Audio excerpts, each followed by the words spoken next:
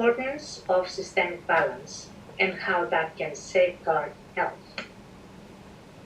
This presentation is based on a published article by myself.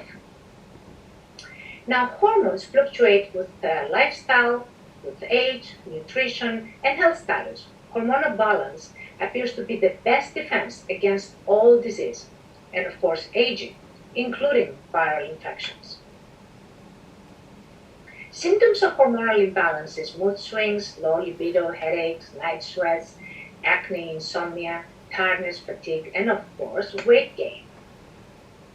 Excess adiposity is one of the things that happen with hormonal imbalance: insulin resistance, dyslipidemia, inflammation, and of course thyroid disease. Now, early stages of diabetes has been shown to be very much related to the thyroid, and so is heart disease.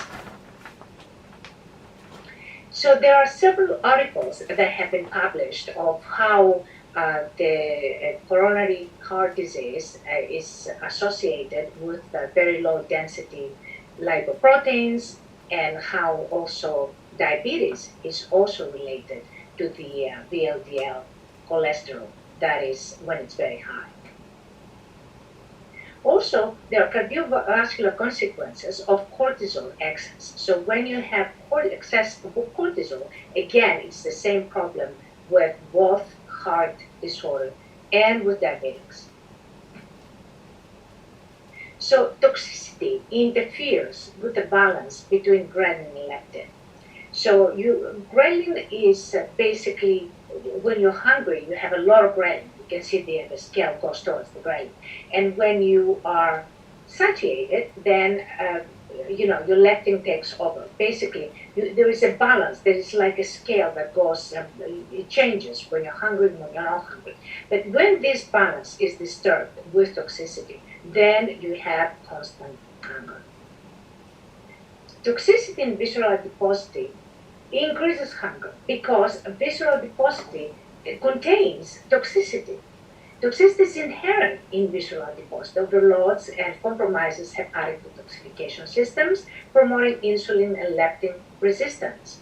Increasing ghrelin, one of the central stimulators of appetite, ultimately promoting increased hunger. What do we mean by leptin resistance? A very interesting thing. You might have very, very high leptin, but it doesn't mean that it creates the signaling that is necessary for the body to function.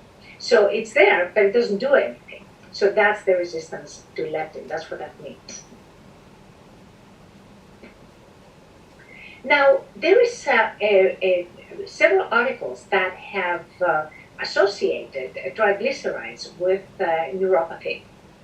And that is, again, a problem with diabetes, that a lot of patients have to end up getting amputated as a result of this neuropathic pain and neuropathy that affects them.